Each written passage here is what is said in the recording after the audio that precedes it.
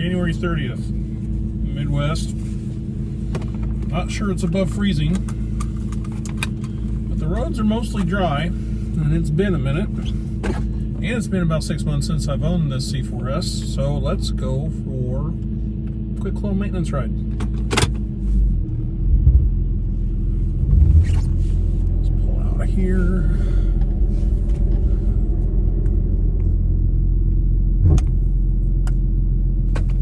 Drop the garage door. Riveting. I think the last time I drove this was sometime back in November. Most of that's been due to time. Adjust my camera here a little bit. Most of that's been due to time. The other part of it, you know, the roads being wet, and they tend to pre-treat the roads a little bit. So don't want to get the thing, you know, coated in ice. Sorry, coated in salt, and not have a real good way to, you know, wash it and dry it this time of the year. It's been kind of cold here in the Midwest. We're in that little band that's largely avoided snow, but we've had a lot of single-digit overnight temps, and you know, just that kind of coldness. Went ice fishing a week ago. Shout out to all you hard water fishermen are out there, if any of you are watching. And we were on an easy 7 to 8 inches of ice. That was a week ago, and it's been colder since then. So we've got a lot of ice right now in the Midwest, but what the hell does that have to do with the car? Not a damn thing. So figured with it still being cold, it snowed a couple of days ago. But the roads so far here in my little town are dry.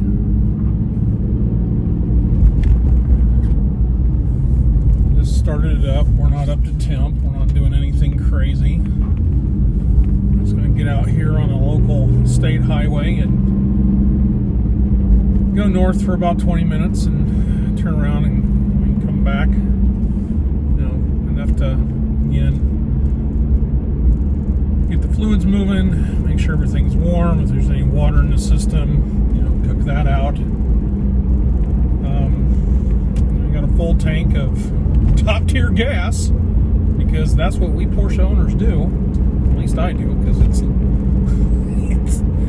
know, and from Costco, because it's cheaper than any other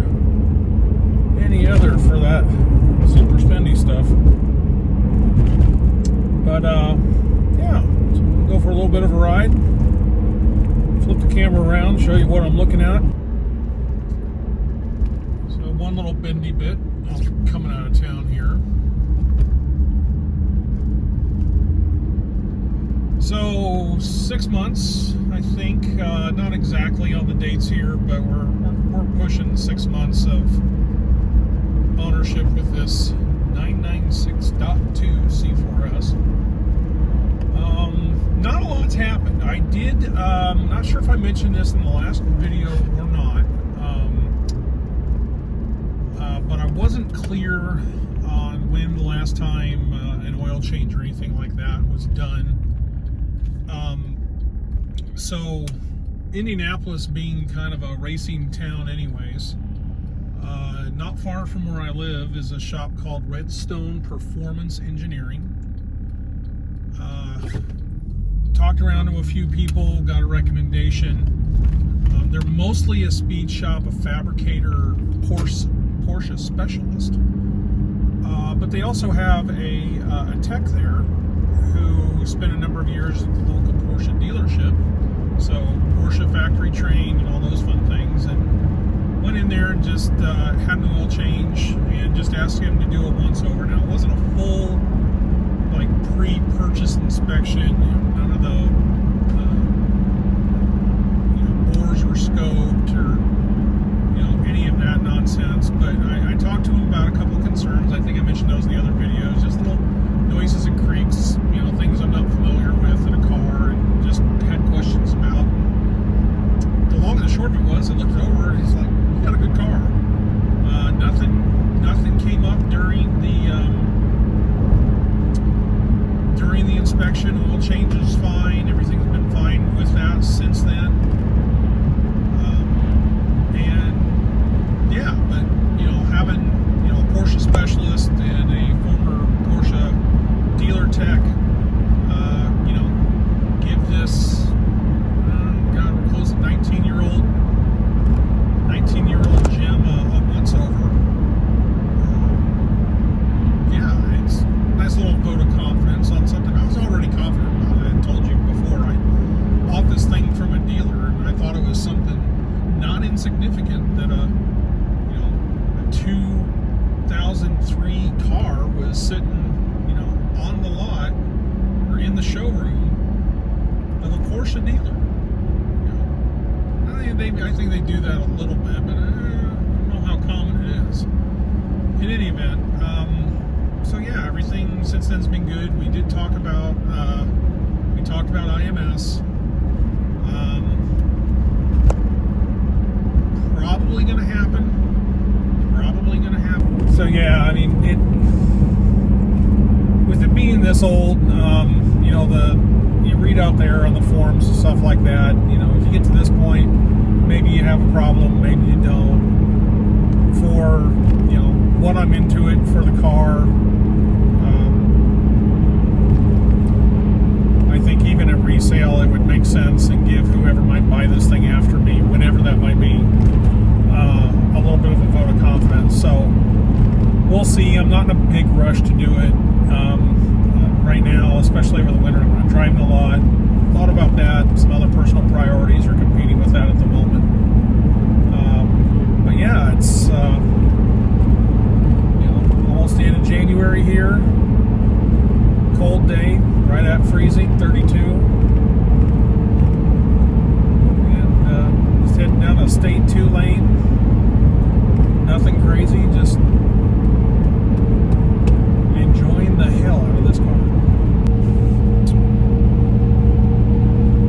So besides the IMS, who can't talk about a 996 without a IMS comment?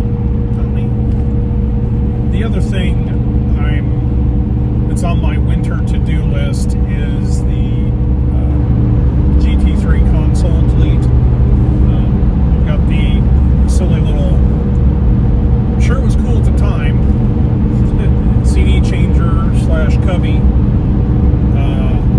sitting here, which right now at the moment the radio doesn't work.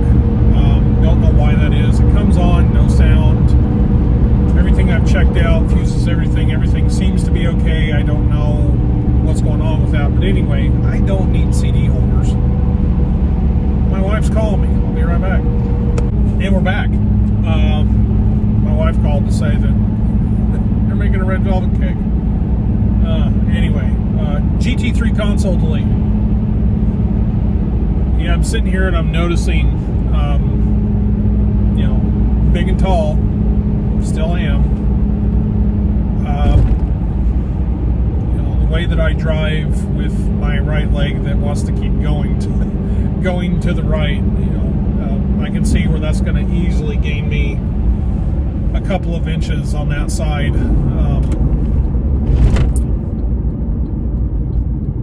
On that side of the cockpit here. So one of the main part suppliers didn't seem to have them in stock. Another one did, but seems to be all the same part numbers regardless of who you're ordering from. So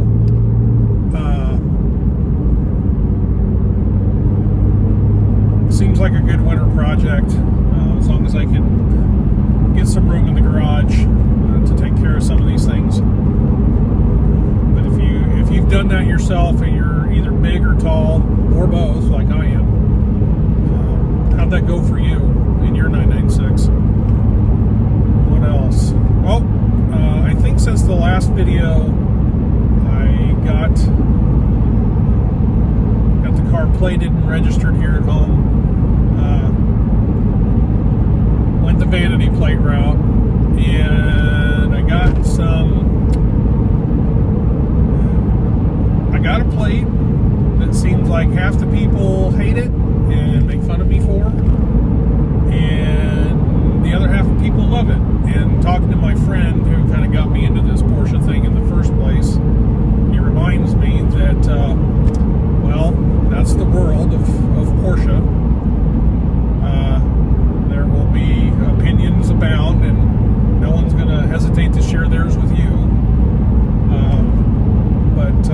ended up getting was fried egg, FRYDEGG. And the haters, I'm watching you. The haters are saying that, oh, wrong car, that's the 996.1, that's not the 996.2. Well, you know what? If you read it on the PCA website in reference to the .2s, and you see it in automotive publications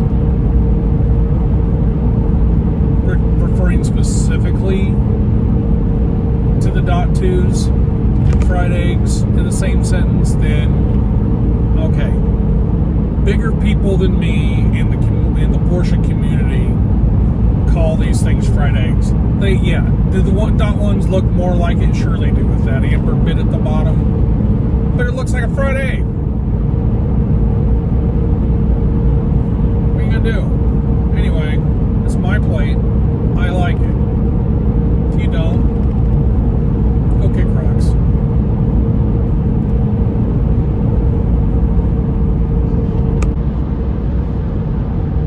One of the other things I thought about is I took the car out today, or I guess realized that over the winter, this part of Indiana is somewhat infamous for its potholes or chuckles, if that's what you know them as, but winter is generally not very kind on our roads, but we seem to, and this is the way that it's been maybe for the last couple of years, or at least the first part of it is, when we finally decide that winter is here, we get there and we stay there for a bit. So it got cold and it's basically stayed cold.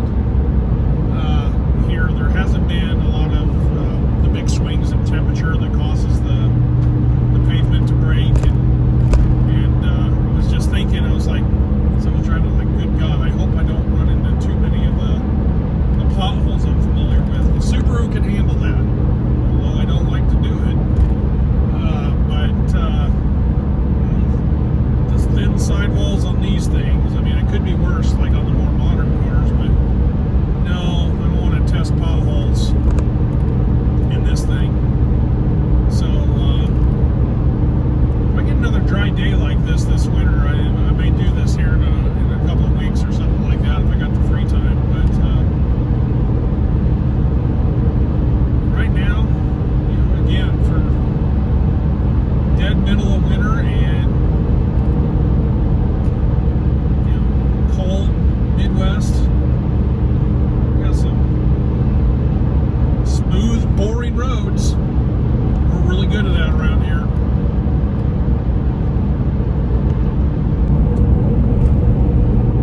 So has anybody else been keeping up with the PCar market in general, but specifically 996s? Still a little craziness going on. I think it seems to have tapered off a little bit. Now, admittedly, I'm not watching it as closely as I was when I was going up to buy it. But some of the craziness seems to have worn off a little bit. Here's one thing I've noticed, though, when looking at cars. I've seen more than a few, and especially 996s, mislabeled by dealers. They're either listing, kind of like mine. Mine was listed on the website as a Carrera 2, and then, you know, I'm looking at it, I see the wheels, I see the red calipers. You know, you get to the rear facing angle on the car, and of course it's a C4S, but they're listing it as a C2, and so, you know, you call and sort of that. But I've seen, I want to say 4 or 5 at least in the last couple of months, where, you know, the dealers there's a Carrera 4 listed as a 2 or vice versa. I've seen a couple of C4S's misrepresented, and then the prices seem to support that, because it's like, you know, they're, you know, mid-30s, which I still think is right now on the low end of the market for a C4S. Even some that had like IMS, they had those things sorted out. out, so there's a bit of a premium in the price for those kinds of things. It's strange. I mean, you think this would be a car where the people who are selling it, they're like, okay, I know what I've got. Well, maybe that's not the case. Maybe these people just, oh, it's a Carrera, you know, it's a 911. We'll just put it out there like that. Maybe not. Now, these aren't Porsche dealers. These are, you know, secondary market, if that's the right, is that the right term? Secondary market dealers they're mislisting these things, but you know, prices are still, you know, kind of weird, really all over the place. Have you gotten a deal on your 911, your 996 we're talking about? If you did, drop a comment. I'd love to hear about it. Again, I wanted to buy mine and not overpay for it. I'm very confident and happy with the deal that I did get. I'm not looking to sell anytime soon. But yeah, it's a strange little world. Strange little world.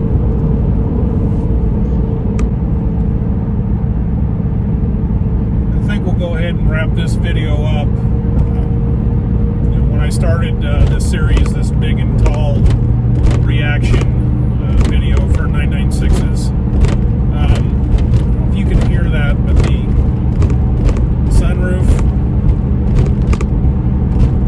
lovely State Road 32 here in Boone County. Bought the car with 89,000 miles, and like I said to open this video, haven't driven it a lot in the last couple of months. We're just a hair over 91,000 miles now, so it hasn't entirely been a garage queen, but you know, haven't drove the wheels off of it either. Again, nice, bright, sunny, dry, cold Midwest winter day.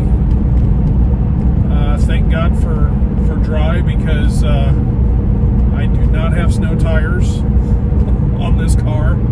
Although, with what little snow we have had here, believe me, the thought has crossed my mind about how fun this might be with a proper set of snow tires on it. But yeah, you know, 7 months in.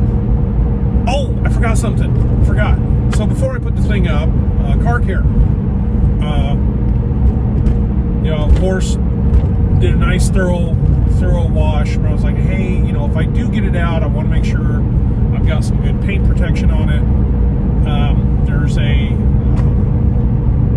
some clear PPF on the front, but just hey, wanted to, you know, at least put it away that if I did get it out and it was some salt or road grime or whatever winter might have, I didn't know what I was going to do. Wanted to get it squared away. So what I ended up doing, besides, you know, a regular wash, was 2 layers of protection.